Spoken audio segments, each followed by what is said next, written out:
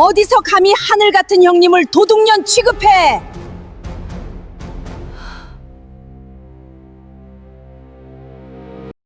내 손에는 항상 붉은색 펜이 쥐어져 있다. 나는 단 하루의 날짜, 오차만으로도 수십억 원대 시청 건설 계약을 날려버리는 인간 거짓말 탐지기다. 하지만 정작 내 가족의 식탁 위에서 벌어지고 있던 끔찍한 도축장 같은 함정에는 완벽하게 눈이 멀어 있었다. 시어머니의 매서운 손찌검이 내 뺨을 강타하고 나서야 나는 비로소 잠에서 깨어났다. 이제 나는 이 붉은 펜을 시청이 아니라 나를 기만한 자들을 해체하는 데 사용할 것이다. 고요했던 사무실의 공기가 어젯밤 그 숨막히던 시댁의 거실로 나를 끌고 간다. 건조한 히터 바람이 맴도는 시청 제묵과 사무실, 밤 11시가 넘은 시각, 내 책상 위에는 시내도로 확장 공사 입찰에 참여한 건설사들의 서류가 산더미처럼 쌓여 있었다. 눈이 뻑뻑하게 타들어가는 것 같았지만 내 시선은 서류의 아주 작은 활자 하나하나를 집요하게 훑어내려갔다. 계약 심사 주무관으로서 내 임무는 서류에 숨겨진 단 하나의 모순을 찾아내는 것이다. 사람의 말은 거짓을 뱉어도 서류에 찍힌 날짜와 도장은 절대 거짓말을 하지 않기 때문이다. 나는 두꺼운 서류 뭉치 중간에 끼워져 있는 법인 인감 증명서를 빼냈다. 그리고 그 옆에 놓인 원도급 계약서를 나란히 펼쳤다. 계약서 하단에 찍힌 날짜는 10월 12일. 그런데 그 계약을 증명하기 위해 첨부된 법인 인감증명서의 발급 일자는 10월 15일이었다. 나는 차가운 미소를 지으며 손에 쥐고 있던 붉은 펜의 뚜껑을 열었다. 그리고 계약서 위로 길고 선명한 붉은 줄을 그어버렸다. 과거에 작성된 계약서에 미래에 발급된 인감증명서가 첨부될 수는 없다. 이것은 누군가 사후에 도장을 훔쳐 찍었거나 서류 자체를 위조했다는 명백한 증거다. 특히 인감증명서라는 것은 본인이 직접 창구를 방문하거나 지문 인식을 통해 무인 민원 발급기를 거쳐야만 발급되는 절대적인 권리의 상징이다.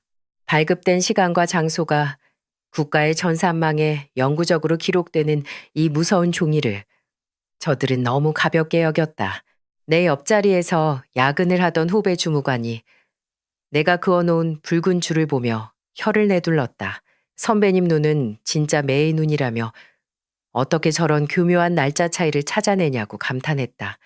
나는 가볍게 고개를 끄덕이며 책상 위에 놓인 스마트폰을 집어들었다.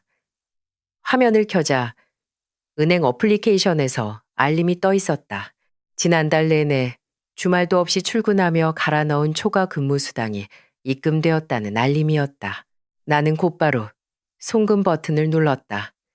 수취인은 강희수, 내 시어머니였다. 금액란에 150만 원을 입력하고 지문을 인식시켰다.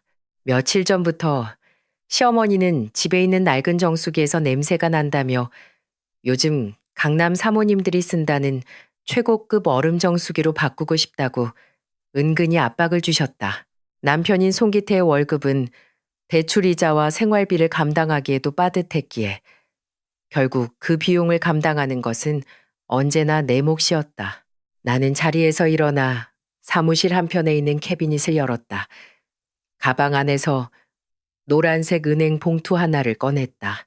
오늘 저녁 6시 35분 시청 앞 은행 현금 인출기에서 뽑아둔 30만 원이 들어있는 봉투였다. 봉투 안쪽에는 인출 시간과 지점명이 선명하게 찍힌 영수증이 함께 들어있었다. 시어머니에게 드릴 이번 달 용돈이었다. 나는 봉투에 구겨진 모서리를 반듯하게 펴서 다시 가방 깊숙한 곳에 챙겨 넣었다. 사무실 불을 끄고 밖으로 나오자 차가운 밤 공기가 폐부를 찔렀다. 시청 정문 앞에는 남편 기태의 낡은 세단이 비상등을 깜빡이며 서 있었다. 조수석 문을 열고 타자 기태가 미안한 표정으로 나를 바라보며 피곤하지 않냐고 물었다. 나는 대답 대신 안전벨트를 끌어당겼다. 오늘은 한 달에 한 번 있는 시댁에 정기가족 저녁 식사가 있는 날이었다. 나는 창밖으로 빠르게 스쳐 지나가는 가로등 불빛을 바라보며 오늘 밤만은 제발 아무 일 없이 조용히 넘어가기를 바랐다. 시댁의 현관문을 열자마자 기름진 음식 냄새와 시끌벅적한 텔레비전 소리가 훅 끼쳐왔다. 나는 서둘러 코트를 벗어 거실 한쪽 의자에 걸쳐두고 부엌으로 향했다. 시어머니는 나를 보더니 왔냐는 짧은 인사만 건넨 채 다시 전을 부치는 데 집중했다. 나는 묵묵히 소매를 걷어붙이고 싱크대에 쌓인 그릇들을 씻기 시작했다. 그때 현관 쪽에서 경쾌한 도어록 소리가 나더니 짙고 고급스러운 향수 냄새가 거실 전체로 퍼져나갔다. 동서인 임주아가 도착한 것이었다. 주아는 화려한 붉은색 명품 코트를 입고 한 손에는 유명 백화점의 로고가 밝힌 디저트 상자를 들고 있었다. 시어머니는 부침개 뒤집개를 팽개치고 버선발로 달려나가 주아를 맞이했다. 우리 큰며느리 왔냐며 목소리 톤부터가 달라졌다. 주아는 코트를 벗어 기태에게 건네며 부엌에 있는 나를 향해 시선을 던졌다. 동서, 또 야근했어? 공무원 월급 뻔한데 그렇게 몸 상해가며 일해서 뭐해? 주아의 목소리에는 언제나 묘한 우월감이 깔려 있었다. 그녀는 최근 주식 리딩방 투자로 큰돈을 만지고 있다며 시댁 식구들 앞에서 노골적으로 불을 과시하곤 했다. 기태가 중간에서 분위기를 무마해 보려 했지만 주아는 오히려 기태를 향해 아주버님도 참 답답하시다며 남자가 배포가 커야지 언제까지 쥐꼬리만 한 월급에 목을 매냐고 비웃었다. 저녁 식사가 시작되고 거실 바닥에 넓게 펴진 교자상 위로 음식들이 올라왔다. 식사 내내 대화의 중심은 오직 주아였다. 시어머니는 주아가 사온 비싼 갈비찜을 주아의 밥그 위에 올려주며 입이 마르도록 칭찬을 늘어놓았다. 그러다 문득 시어머니가 환하게 웃으며 말했다. 우리 큰며느리가 최고다. 며칠 전부터 정수기 바꾸고 싶다고 흘리듯 말했는데 그걸 기억하고 오늘 이렇게 현금을 다 챙겨오고 그 순간 젓가락을 쥐고 있던 내 손이 허공에서 멈췄다. 내 시선은 시어머니가 가리킨 거실 텔레비전 장식장 위로 향했다. 그곳에는 익숙한 노란색 은행 봉투가 놓여 있었다. 시청 앞 은행에서만 사용하는 특유의 빳빳한 재질. 내가 오늘 저녁 6시 35분에 현금을 뽑아 코트 주머니에 넣어두었던 바로 그 봉투였다. 그런데 그 봉투 겉면에는 붉은색 펜으로 삐뚤빼뚤하게 임주아라는 이름이 적혀 있었다. 나는 천천히 젓가락을 내려놓았다. 심장이 차갑게 식어가는 기분이었다. 내가 부엌에서 설거지를 하는 동안 주아가 내 코트 주머니를 뒤져 그 봉투를 꺼낸 뒤 자신의 이름만 적어 시어머니에게 바친 것이 분명했다. 나는 주아를 똑바로 쳐다보며 낮고 분명한 목소리로 말했다. 어머니, 저 봉투 제가 드린 겁니다. 제 코트, 주머니에 있던 제 돈입니다. 거실의 공기가 순식간에 얼어붙었다. 주아는 눈을 동그랗게 뜨더니 이내 억울하다는 듯 목소리를 떨며 반박했다. 동서, 지금 무슨 소리를 하는 거야? 내가 아까 오자마자 어머니 정수기 바꾸시라고 드린 용돈이잖아. 어떻게 사람을 도둑 취급할 수가 있어? 주아의 눈망울에 눈물이 고이기 시작했다. 완벽하게 계산된 피해자 연기였다. 기태가 당황하며 나를 말리려 했지만 나는 물러서지 않았다. 나는 자리에서 일어나 장식장으로 다가가 그 노란 봉투를 집어들었다. 어머니, 이 봉투 안에 든 영수증을 확인해 보시죠. 오늘 오후 6시 35분 시청 앞 은행 지점에서 인출된 30만 원입니다. 동서가 준 돈이라면 동서의 은행 출금 내역 문자를 지금 당장 여기서 확인하면 될 일 아닙니까? 내 논리적이고 차가운 압박에 주아의 얼굴이 하얗게 질렸다. 그녀가 입술을 깨물며 변명을 찾으려던 찰나였다. 짝. 날카롭고 파열음 섞인 소리가 거실을 울렸다. 고개가 오른쪽으로 꺾였다. 귀에서 삐하는 이명이 들렸고 입안에서 비릿한 피맛이 번졌다. 시어머니가 씩씩거리며 내 앞에 서 있었다. 어디서 감히 하늘 같은 형님을 도둑년 취급해. 너같이 독하고 싸가지 없는 며느리는 내 집에 필요 없다.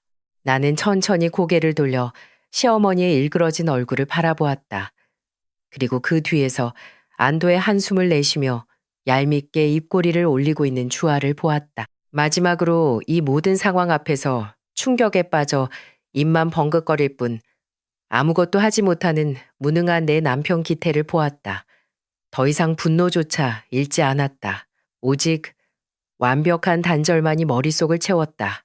나는 부어오르는 뺨을 감싸지도 않은 채 바닥에 흩어진 내 코트와 가방을 주워들고 뒤도 돌아보지 않고 그 집의 현관문을 열고 어둠 속으로 걸어 나왔다.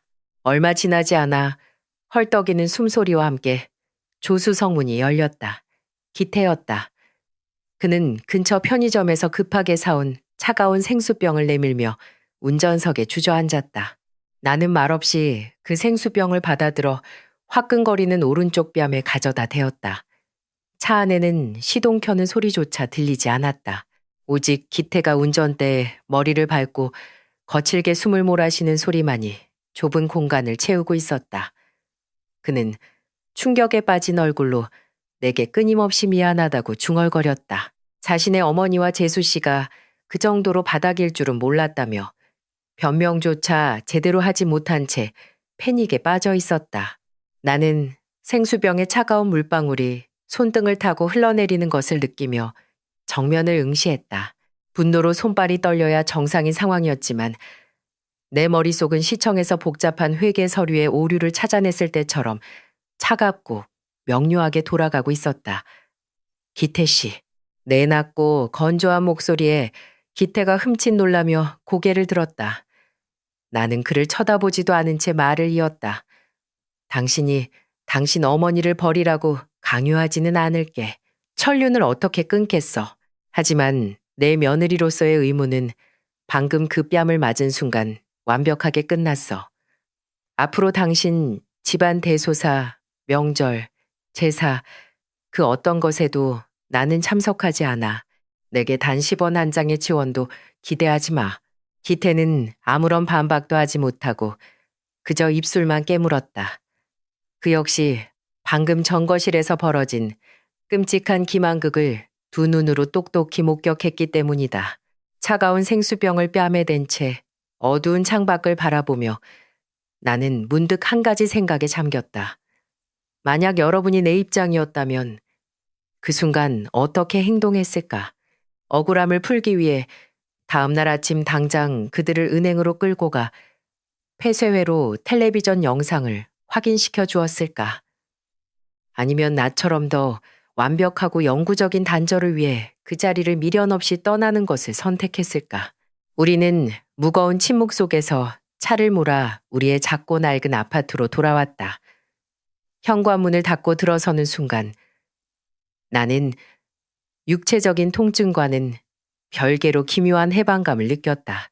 매달 내 통장을 갉아먹던 거머리 같은 의무감에서 마침내 합법적으로 벗어났다는 안도감이었다. 나는 화장실 거울에 비친 붉게 부어오른 내 뺨을 무심하게 바라본 뒤 차가운 물로 세수를 했다. 내일 아침이면 붓기가 가라앉을 것이고 이 지긋지긋한 가족과의 인연도 영원히 끝날 것이라 믿으며 나는 깊은 잠에 빠져들었다. 아침 햇살이 블라인드 틈새로 날카롭게 파고들었다. 눈을 뜨자마자 오른쪽 뺨에서 욱신거리는 통증이 느껴졌다. 어젯밤의 일이 꿈이 아니라는 것을 증명하는 감각이었다. 나는 습관처럼 침대 옆 협탁에 놓인 스마트폰을 집어들었다. 출근 전 시청 업무 이메일을 확인하기 위해서였다. 하지만 화면을 켜는 순간 나는 내 눈을 의심할 수밖에 없었다. 화면은 온통 붉은색 부재중 전화 알림으로 도배되어 있었다. 발신자는 강희숙, 시어머니였다. 새벽 2시부터 아침 7시까지 걸려온 전화만 무려 66통이었다. 나는 고개를 돌려 기태의 자리를 확인했다. 그는 아직 세상 모르고 자고 있었고 그의 스마트폰은 충전기에 꽂히지 않은 채 배터리가 방전되어 검게 꺼져 있었다. 아들에게 연락이 닿지 않자 나에게 미친 듯이 전화를 걸어댄 것이 분명했다. 어젯밤 그렇게 나를 내쫓아 놓고 대체 무슨 염치로 전화를 한 것일까? 내가 알림창을 지우려던 찰나 문자 메시지 하나가 도착했다. 띄어쓰기와 맞춤법이 엉망으로 엉켜있는 극도의 공포가 묻어나는 시어머니의 메시지였다. 연우야, 제발 전화 좀 받아라. 집구석이 다 부서졌다. 정장 입은 남자들이 들이닥쳐서 빨간 딱지를 붙인다고 난리다. 1억 5천만 원 빚이라니. 이게 무슨 소리냐. 제발 기태 좀 깨워서 빨리 와다오. 나는 문자 메시지를 2번 반복해서 읽었다. 1억 5천만 원. 정장 입은 남자들. 어젯밤 주아가 자랑하던 주식 리딩방 투자와 고급 명품 코트가 머릿속을 빠르게 스쳐 지나갔다. 보통의 며느리였다면 시댁이 망했다는 소식에 당황하거나 고소해하며 남편을 흔들어 깨웠을 것이다. 하지만 나는 공공입찰과 계약의 허점을 찾아내는 감사 전문가였다. 내 가슴 속에서 일어난 감정은 공포도 통쾌함도 아닌 아주 차갑고 직업적인 호기심이었다. 나는 기태를 깨우지 않았다. 대신 조용히 침대에서 빠져나와 서재로 향했다. 책상 위에 놓인 내 서류 가방을 열고 시청에서 사용하는 붉은색 펜을 꺼내 코트 안주머니에 찔러 넣었다. 그리고 다시 침실로 돌아와 곤히 자고 있는 기태의 어깨를 흔들었다. 눈을 비비며 일어나는 남편을 향해 나는 아주 건조하게 명령했다. 기태 씨, 지금 당장 일어나서 우리 집 등기부등본이랑 당신 명의로 된 금융거래내역서 전부 뽑아서 정리해도. 기태가 영문을 모르겠다는 듯 멍한 표정으로 나를 올려다보았다. 무슨 일이냐고 묻는 그의 질문에 나는 대답하지 않았다. 대신 현관에서 구두를 신으며 짧게 덧붙였다. 어머니, 댁에 좀 다녀올게. 당신은 내가 연락할 때까지 절대 집 밖으로 나오지 마. 나는 굳게 닫힌 현관문을 열고 어젯밤 내가 영원히 끊어냈다고 생각했던 그 도축장 같은 집을 향해 홀로 차를 몰기 시작했다. 시댁 앞 골목에 차를 세웠을 때 평소라면 굳게 닫혀 있어야 할 육중한 철제 대문이 흉하게 활짝 열려 있었다. 마당 안쪽에서는 낯선 담배 냄새가 매캐하게 흘러나왔다. 싸구려 광택이 나는 은갈치색 양복을 입은 덩치 큰 사내 2명이 짝다리를 짚고 서서 담배를 피우고 있었다. 그중 한 명은 구두 앞코로 시어머니가 애지중지하며 매일 아침 잎사귀를 닦아주던 값비싼 동양난 화분들을 툭툭 걷어차고 있었다. 쨍그랑거리며 도자기가 깨지는 소리가 마당을 울렸지만 나는 눈 하나 깜짝하지 않았다. 나는 차에서 내려 코트깃을 여미고 그들을 향해 걸어갔다. 사내들은 불청객의 등장에 매서운 눈빛을 번뜩이며 앞을 가로막으려 했다. 하지만 나는 걸음을 멈추지 않았다. 시청 재무과에서 악성 민원인들을 상대할 때 뿜어내는 그 어떤 감정도 섞이지 않은 서늘하고 권위적인 시선으로 그들의 얼굴을 똑바로 응시하며 지나쳤다. 나의 기세에 눌린 사내들이 멈칫하며 길을 내어주었다. 나는 망설임 없이 현관문을 열고 거실로 들어섰다. 거실의 풍경은 그야말로 폭격이라도 맞은 듯 처참했다. 어젯밤 화려한 음식들이 차려져 있던 교자상은 다리가 부러진 채 나뒹굴고 있었고 장식장의 유리문은 산산조각이 나 있었다. 바닥에는 온갖 고지서와 서류들이 눈처럼 흩뿌려져 있었다. 그리고 그 쓰레기장 같은 거실 한가운데 시어머니 강희숙이 머리를 쥐어뜯으며 주저앉아 있었다. 현관에 들어선 나를 발견한 시어머니는 짐승 같은 울음소리를 내며 바닥을 기어왔다. 연우야, 우리 며느리 왔니? 내가 잘못했다. 내가 다 잘못했어. 제발 이 사람들 좀 쫓아내다오. 시어머니는 내 바짓가랑이를 부여잡고 눈물 콧물을 쏟아내며 애원했다. 불과 10여 시간 전 나를 도둑년이라 매도하며 내 오른쪽 뺨을 후려쳤던 그 오만하던 여자의 모습은 온데간데 없었다. 나는 내 바지를 쥐고 있는 시어머니의 주름진 손을 내려다보았다. 가슴속에서 일말의 동정심이나 연민 같은 것은 전혀 피어오르지 않았다. 오직 눈앞에 벌어진 재난의 규모를 파악하고 원인을 분석해야 한다는 공무원으로서의 직업적 본능만이 차갑게 나를 세우고 있었다. 나는 시어머니의 손을 매몰차게 떼어내며 한 걸음 뒤로 물러섰다. 울음소리 듣기 거북하니까 그만하시죠. 나는 거실 바닥에 흩어진 서류 중 하나를 구두 끝으로 툭 건드리며 물었다. 도대체 무슨 사고를 쳤길래 사채업자들이 이 집 안방까지 들어와 있는 건지 육하원칙에 맞춰서 정확하게 설명하세요. 내 얼음장 같은 목소리에 시어머니는 흠칫 놀라며 딸꾹질을 시작했다. 그녀는 덜덜 떨리는 손으로 부엌 쪽을 가리키며 횡설수설하기 시작했다. 주아, 우리 주아가 주식 리딩방인가 뭔가 하는 곳에 투자를 했는데 그게 다 사기였다고 하더라. 시어머니의 입에서 나온 첫 문장만으로도 나는 상황의 견적을 대략적으로 파악할 수 있었다.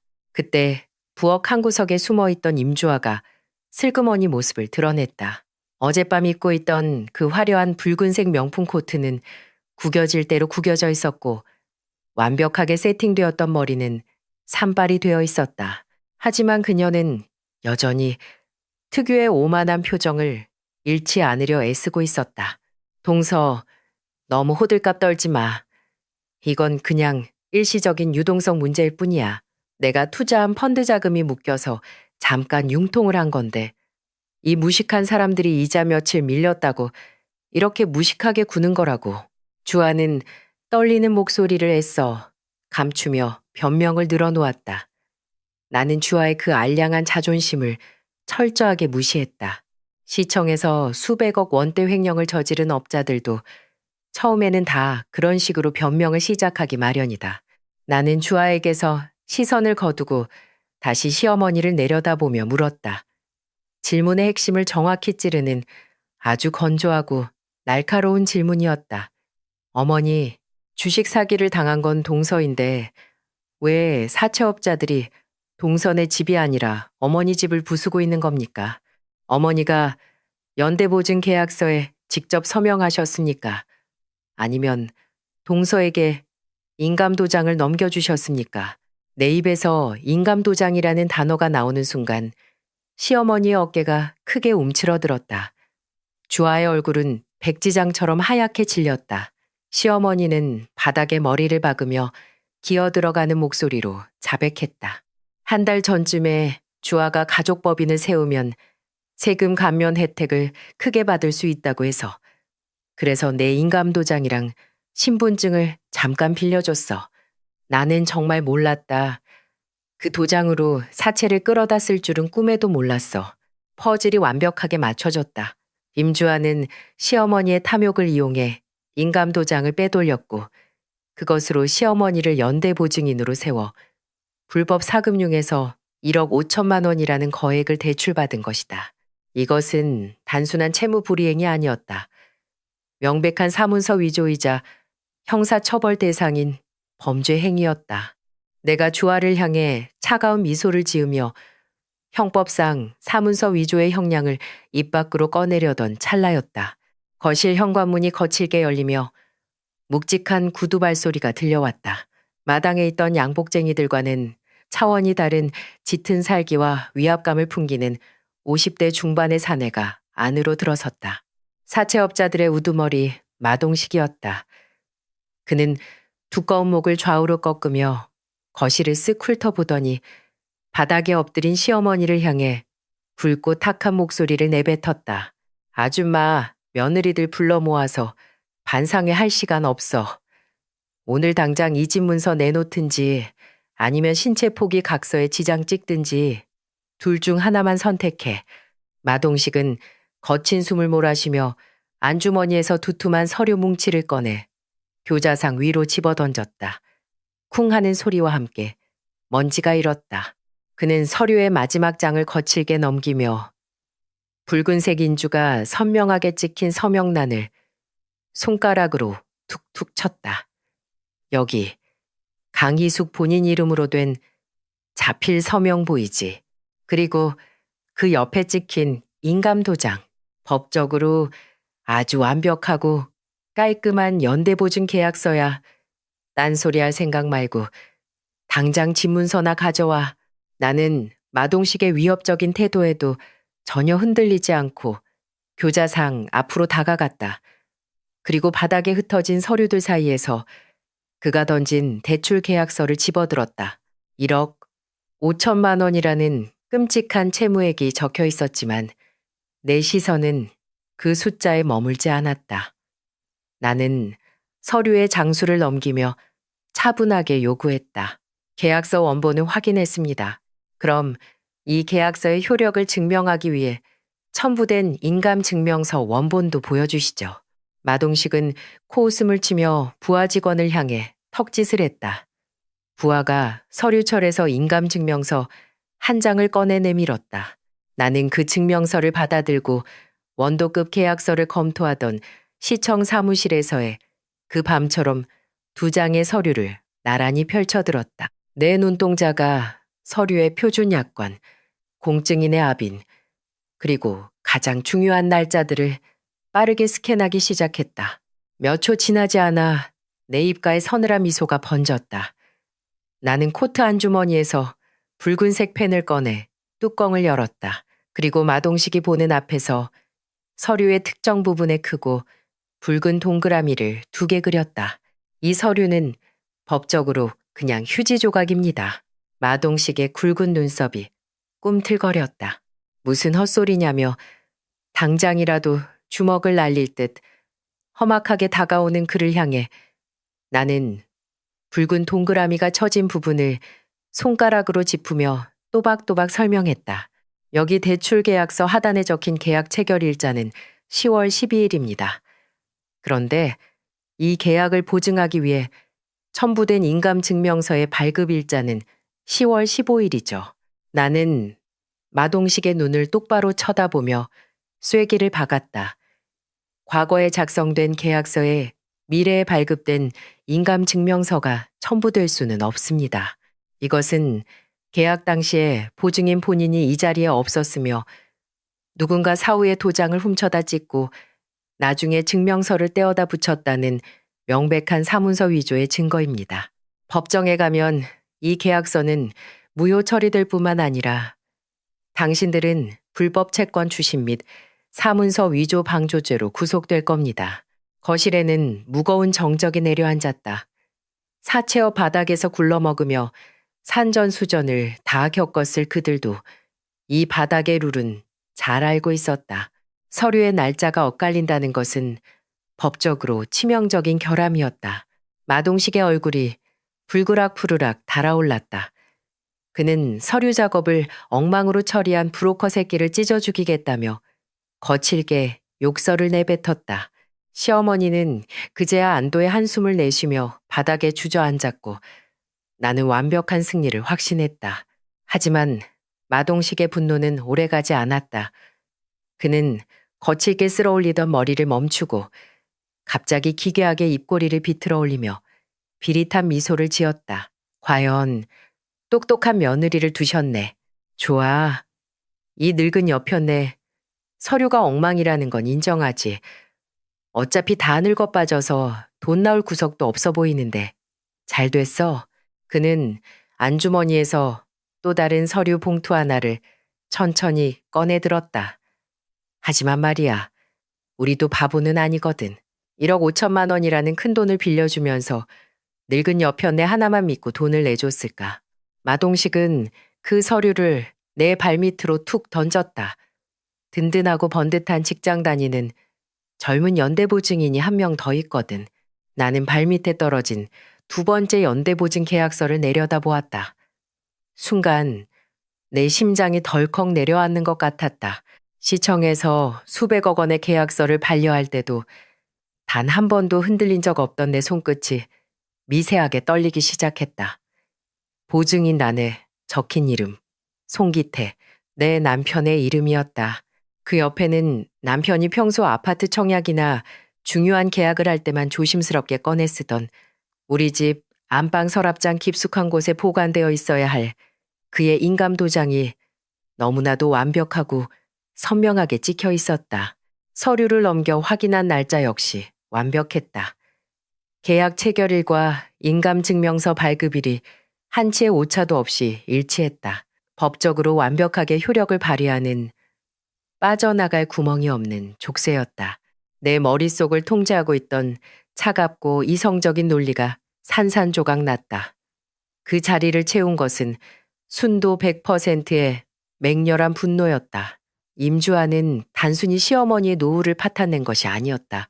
그녀는 내 남편을, 나와 내 남편이 피땀 흘려 일군 우리의 작고 평화로운 가정을 지옥불 속으로 끌고 들어간 것이다.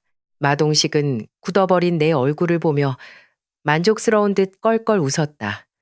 남편분 직장이 아주 탄탄하시던데 내일 아침 날 박는 대로 남편 회사로 내용 증명 보내고 월급 가압류 들어갈 테니까 그렇게 알아. 이자는 하루가 다르게 불어날 테니 빨리 동거하는 게 좋을 거야. 마동식은 부하들을 이끌고 여유롭게 현관문을 나섰다. 대문이 닫히는 소리와 함께 거실에는 다시 죽음 같은 정막이 찾아왔다.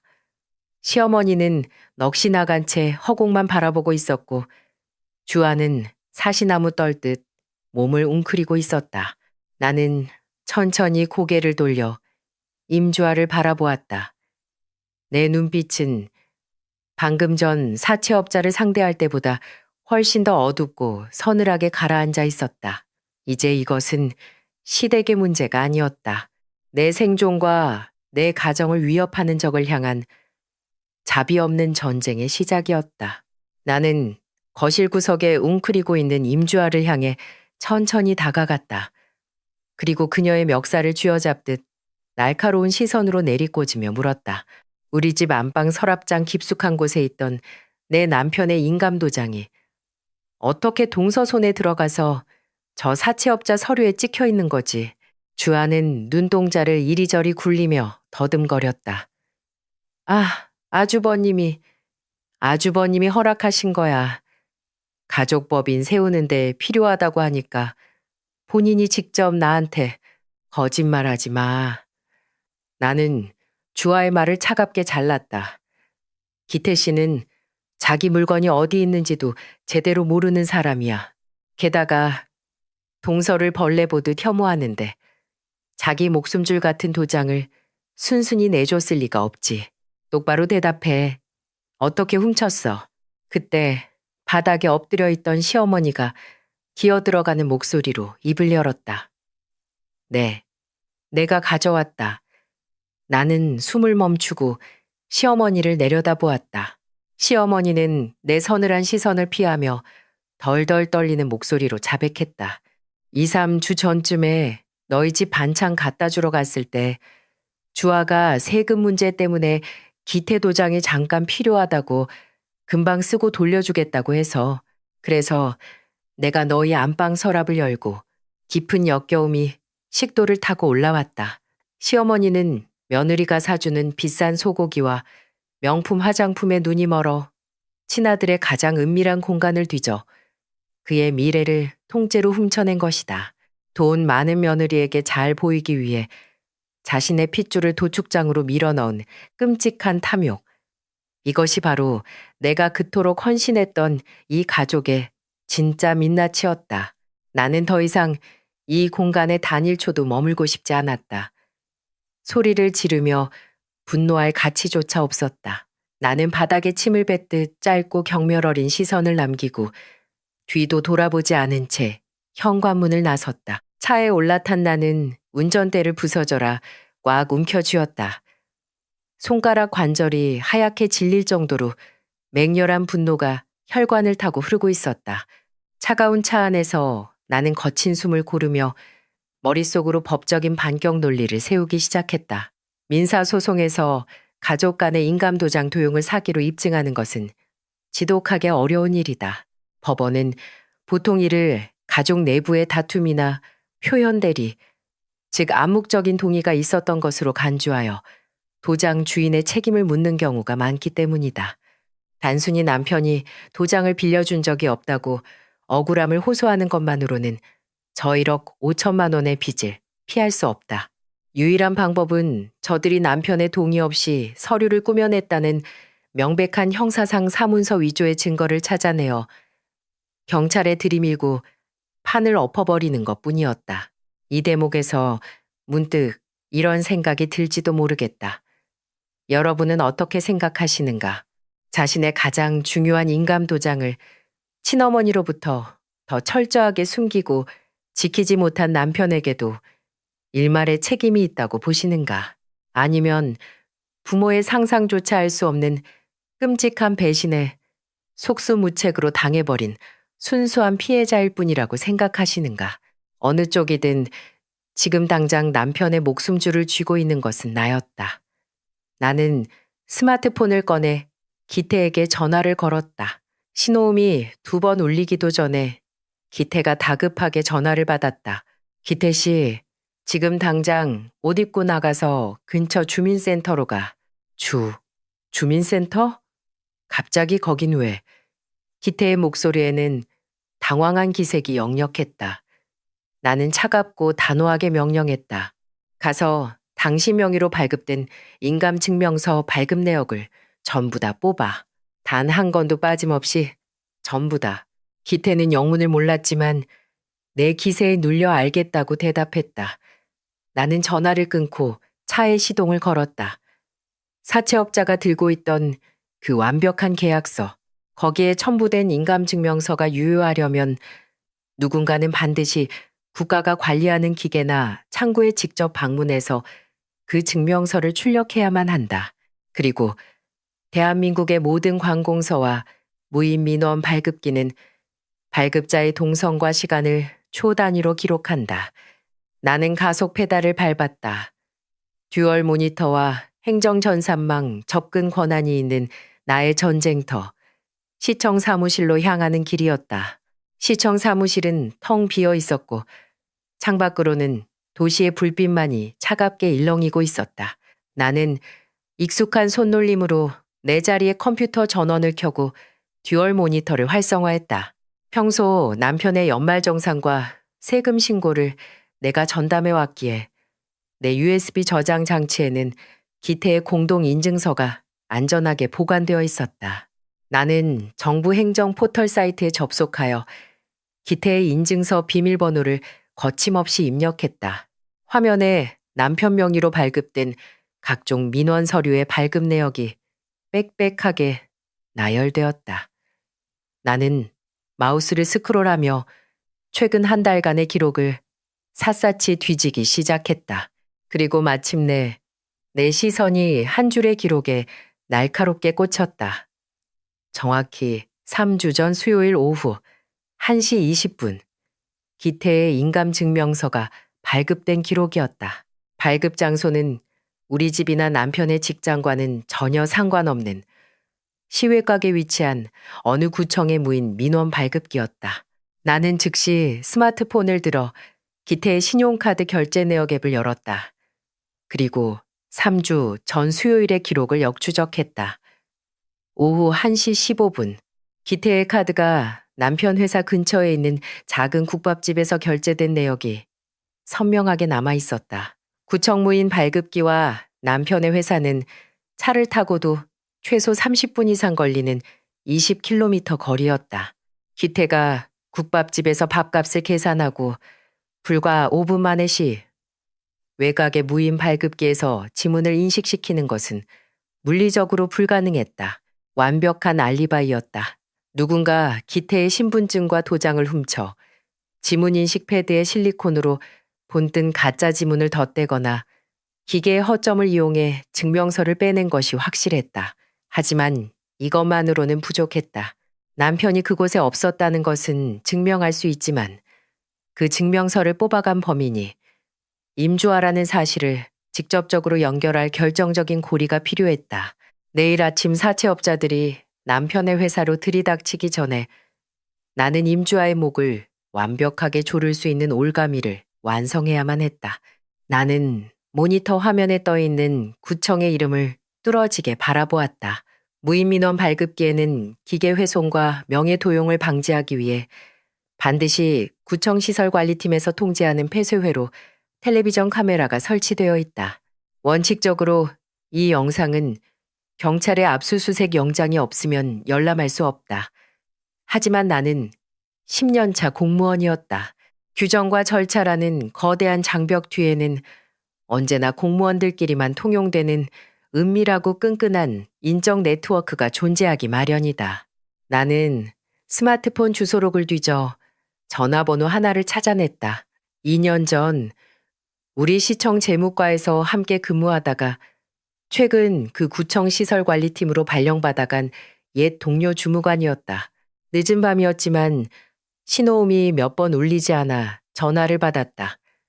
나는 가벼운 안부 인사조차 생략한 채 아주 다급하고 심각한 목소리로 본론을 꺼냈다. 선배님, 정말 죄송한데 지금 당장 확인해 주셔야 할 게 있습니다. 제 가족 명의가 도용당해서 내일 아침에 당장 고소장을 넣어야 하는데 영장 기다릴 시간이 없습니다. 3주 전 수요일 오후 1시 20분 구청 로비 무인 발급기 앞 카메라 영상 딱 하나만 확인해 주십시오. 수화기 너머로 잠시 난색을 표하는 한숨 소리가 들렸지만 내가 과거 그의 징계 위기를 무마해 준 적이 있었기에 그는 결국 내 부탁을 거절하지 못했다. 10분 뒤 다시 전화벨이 울렸다. 나는 숨을 죽이고 전화를 받았다. 선배의 목소리가 들려왔다. 연우 주무관 확인했어. 오후 1시 20분에 발급기 쓴 사람. 30대 초중반 여자야. 얼굴은 마스크랑 모자로 가려서 잘 안 보이는데 옷차림이 엄청 튀네. 아주 새빨간색 명품 코트를 입고 있어. 새빨간색 명품 코트. 그 단어를 듣는 순간 내 입가에 서늘하고 잔혹한 미소가 번졌다. 어젯밤 시댁 거실에 들어서며 오만하게 코트를 벗어 던지던 임주아의 모습과 그리고 오늘 밤 사채업자들 앞에서 구겨진 채 입고 있던 바로 그 붉은색 코트. 모든 증거가 완벽하게 교차 검증되었다. 임주아는 시어머니를 통해 훔친 기태의 신분증과 도장을 들고 그 눈에 띄는 붉은 코트를 입은 채 무인 발급기에서 남편의 인감증명서를 위조 발급받았다. 덫은 완성되었다. 이제 그 오만한 여자의 목에 이 올가미를 걸어버릴 일만 남았다.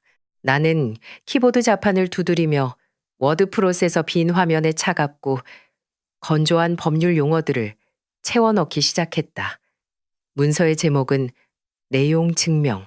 수신이는 사채업자 마동식, 발신이는 내 남편 송기태였다.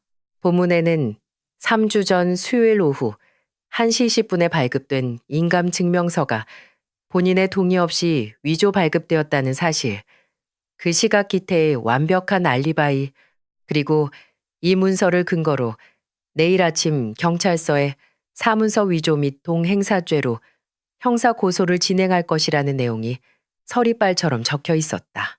문서를 막 출력하고 있을 때 사무실 유리문 너머로 헐레벌떡 뛰어오는 기태의 모습이 보였다.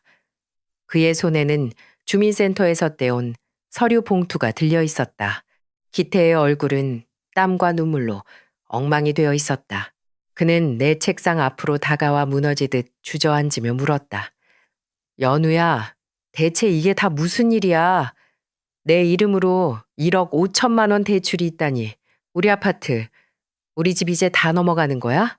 나는 출력된 내용 증명 서류를 반듯하게 정리하며 기태를 내려다보았다. 그리고 아주 차분한 목소리로 대답했다. 아니, 우리 집은 안전해. 당신 월급에 가압류가 들어올 일도 없어. 내가 방금 당신이 그 서류에 도장을 찍지 않았다는 완벽한 증거를 찾아냈으니까. 기태의 눈동자가 흔들렸다. 안도감과 동시에 끔찍한 진실을 마주한 자의 절망이 교차하고 있었다. 어머니가, 정말 우리 어머니가 내 도장을 훔쳐서 재수 씨한테 넘겼다는 거야?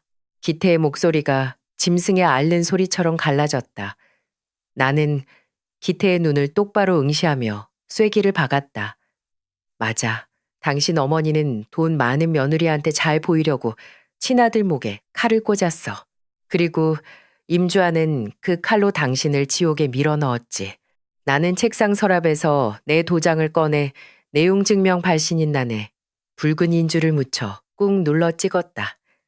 그리고 서류를 빳빳한 흰색 봉투에 집어넣으며 기태에게 말했다. 이 봉투 안에 든 서류면 당신은 살아. 하지만 조건이 있어. 지금부터 당신 가족을 내 방식대로 내 손으로 직접 처리할 거야. 그 과정에서 자비나 용서 따위는 없어. 동의하지 못하겠다면 이 서류는 당장 찢어버릴 거야. 기태는 멍한 눈으로 흰색 봉투를 바라보았다. 자신을 낳아준 어머니와 가족이라는 이름의 허울이 얼마나 끔찍한 괴물이었는지 뼛속 깊이 깨달은 남자의 텅 빈 얼굴이었다. 이내 기태는 천천히 하지만 단호하게 고개를 끄덕였다. 마음대로 해. 전부 다 당신 마음대로 해. 나는 그 대답을 듣고 나서야 자리에서 일어났다. 이제 사냥감을 몰아넣을 시간이었다. 다시 시댁 현관문을 열고 들어섰을 때 거실의 공기는 아까보다 훨씬 더 무겁고 탁하게 가라앉아 있었다. 시어머니는 여전히 넋을 잃고 앉아 있었고 연락을 받고 뒤늦게 달려온 시동생 기철이 사색이 된 얼굴로 거실을 서성이고 있었다. 주아는 남편인 기철의 팔짱을 낀 채 애써 태어난 척 상황을 통제하려 안간힘을 쓰고 있었다. 우리가 들어서자 주아가 뾰족한 목소리로 먼저 선수쳤다. 아주버님, 오셨어요?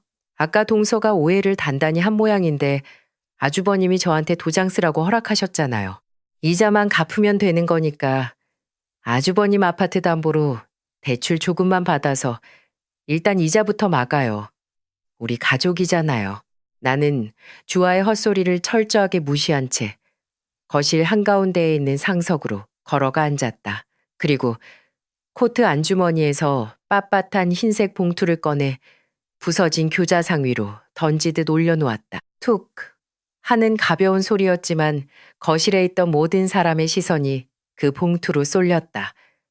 기철이 침을 꿀꺽 삼키며 물었다.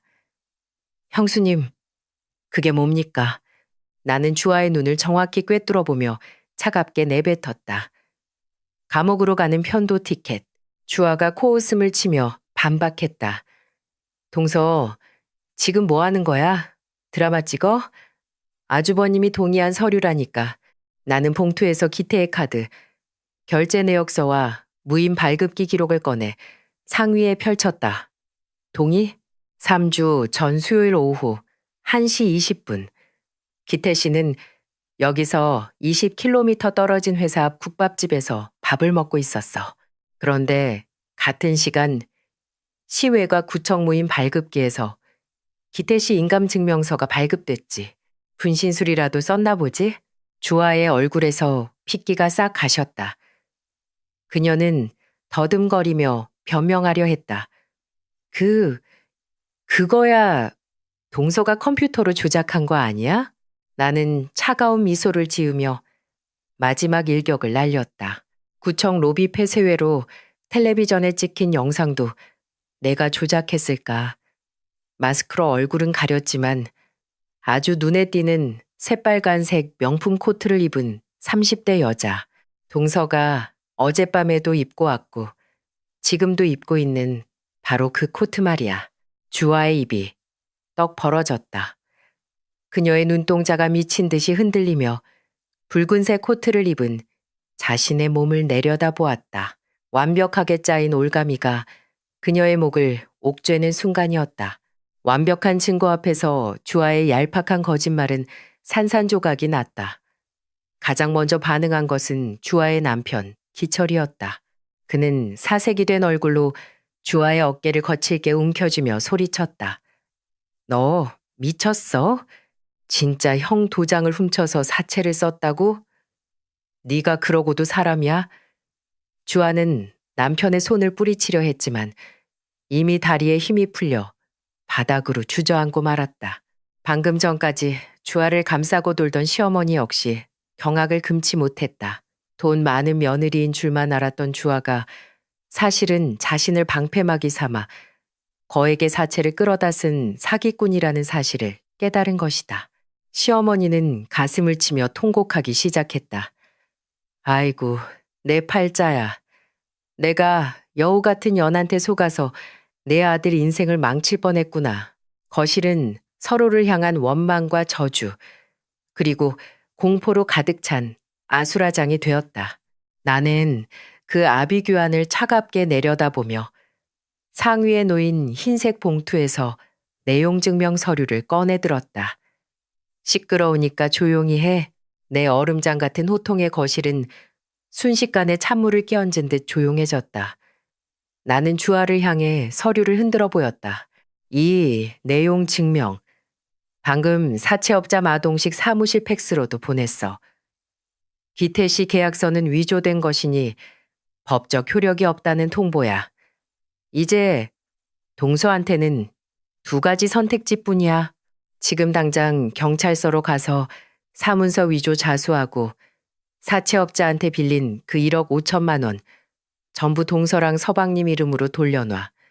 그게 첫 번째. 주아는 덜덜 떨며 나를 올려다보았다. 그녀의 눈에는 이제 오만함 대신 순수한 공포만이 가득했다. 만약 그렇게 못하겠다면 내일 아침 9시 정각. 내가 직접 이 증거들 다 들고 경찰서 경제팀으로 갈 거야. 동서는 구속될 거고 서방님은 사기꾼 아내를 둔 죄로 직장에서 쫓겨나겠지. 선택해. 주아는 완전히 무너져 내렸다. 그녀는 기태의 바짓가랑이를 붙잡고 눈물을 쏟으며 애원했다. 아주버님, 제발 한 번만 살려주세요. 제가 미쳤었어요.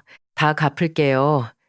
제가 어떻게든 다 갚을 테니까 제발 감옥만은 안 가게 해주세요. 하지만 기태는 차갑게 그녀의 손을 뿌리쳤다. 시댁 식구들 위해서 군림하던 황금 며느리의 시대가 비참하게 막을 내리는 순간이었다.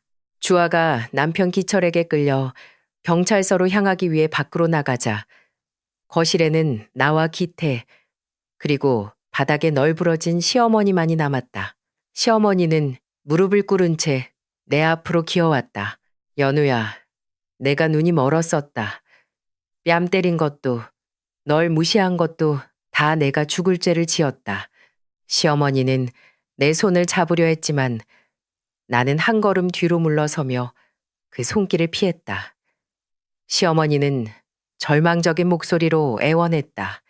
기태 서류가 가짜라는 건 증명했으니 이제 내 서류도 어떻게 좀 해다오. 너 공무원이잖니. 법도 잘 알고 똑똑하니까 내 계약서도 무효로 만들 방법이 있을 거 아니야?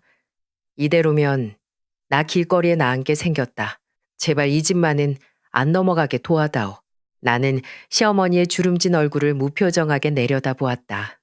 어머니, 아까 사채업자 앞에서 제가 분명히 말씀드렸죠. 어머니 계약서에 붙은 인감증명서 날짜는 엉망이지만 계약서 본문에 적힌 어머니의 자필 서명과 지장은 진짜입니다. 법적으로 그 1억 5천만 원의 빚은 온전히 어머니가 갚으셔야 할 어머니의 몫입니다. 시어머니의 얼굴이 절망으로 일그러졌다. 나는 단 한치의 흔들림도 없는 목소리로 마지막 선고를 내렸다. 저는 제 기술과 지식을 제 남편을 구하는 데 썼습니다. 저를 학대하고 기만한 사람을 구하는 데 쓸 생각은 추호도 없습니다. 이 집이 넘어가든 말든 그건 어머니가 선택한 탐욕의 대가이니 스스로 감당하세요. 단 10원 한 장, 단 한 줄의 법률 조언도 기대하지 마십시오. 나는 뒤돌아 현관문을 향해 걸어갔다. 기태 역시 바닥에 주저앉아 오열하는 어머니를 뒤로 한 채 묵묵히 내 뒤를 따랐다. 우리는 그렇게 그 집을 완전히 벗어났다. 몇 주 뒤, 나는 시청 사무실 내 자리에 앉아 있었다. 스마트폰 화면의 발신자 표시 제한으로 전화가 걸려왔다. 아마도 집이 경매로 넘어가 길거리에 나앉게 된 시어머니가 남의 전화를 빌려 걸어온 것이리라. 나는 한치의 망설임도 없이 수신 거부 버튼을 눌렀다. 곧이어 기태에게서 오늘 저녁은 내가 좋아하는 초밥을 먹으러 가자는 다정한 문자가 도착했다. 나는 가볍게 미소를 지으며 스마트폰을 엎어두었다. 그리고 책상 위에 놓인 수십억 원대 새로운 시청 계약 서류를 펼치고 익숙하게 붉은색 펜을 집어들었다. 여러분은 오늘 연우가 내린 마지막 결정에 대해 어떻게 생각하시나요? 자신을 학대했던 시어머니를 끝내 외면하고 완벽한 단절을 선택한 그녀의 차가운 경계선이 정당하다고 생각하시나요? 아니면 가족이라는 이름으로 마지막 자비는 베풀었어야 한다고 생각하시나요? 여러분의 솔직한 생각과 판단을 댓글로 남겨주세요. 통쾌하고 정의로운 결말에 공감하셨다면 좋아요와 구독 버튼도 잊지 마시고요.